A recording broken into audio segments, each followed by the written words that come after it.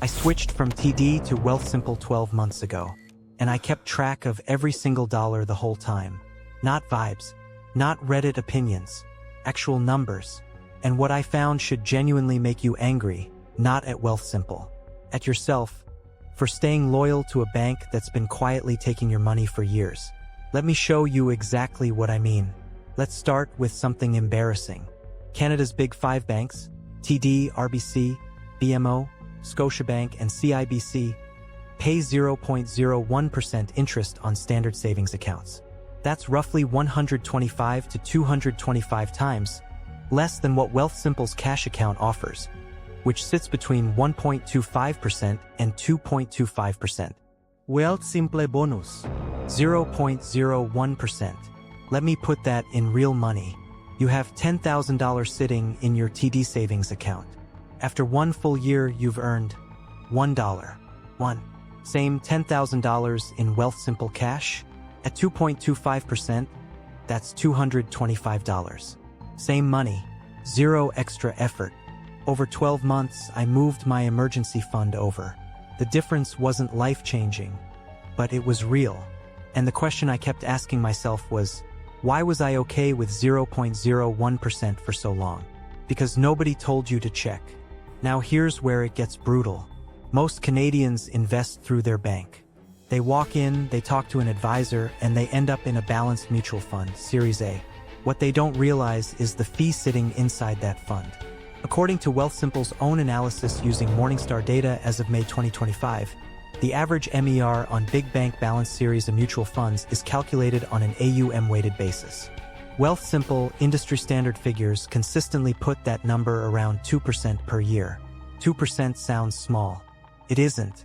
If you invest $500 a month for 25 years, and you're in a 2% MER fund versus a 0.2% MER ETF like XEQT carries an MER of 0.2% investing. The difference in your final portfolio is not hundreds of dollars. It's tens of thousands. That's not a typo. It's compound math working against you instead of for you. The bank is compound growing their revenue from your savings.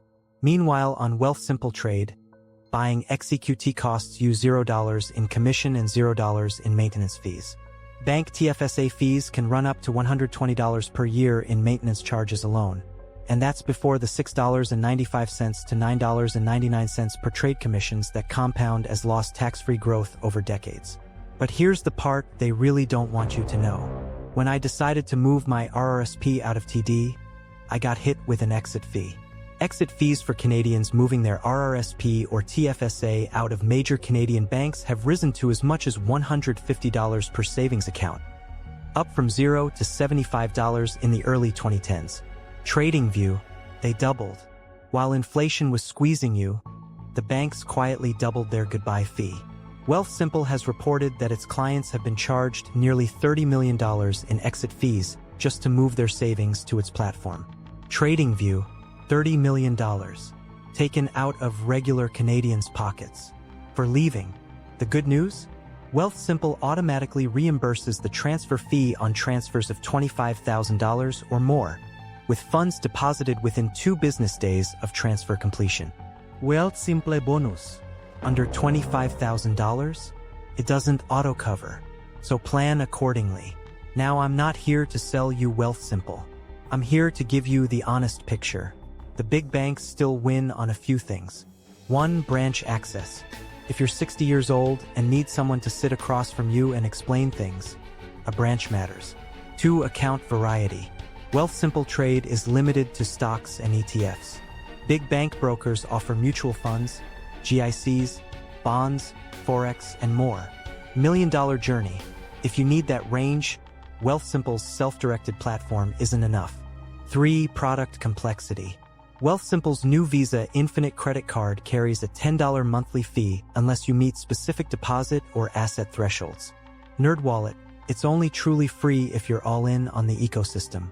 So do the math before you sign up for everything. Wealthsimple isn't perfect. It's just a better deal for most people doing the basics: TFSA, RRSP, savings account. So here's where I landed after 12 months. My emergency fund earns 200x more interest. My TFSA is in XEQT at 0.2% MER instead of a 2% mutual fund. And I paid $0 in commissions all year. The banks aren't evil. They're just a business. And their business model depends on you not doing this math. You just did. Now do something about it. Drop a comment. Are you still at a big bank? Or have you already made the switch? Tell me why. I read every single one. And if this video finally pushed you to actually check your fees, like it, subscribe. Because next week we're going deep on exactly which accounts to open first and in what order. See you then.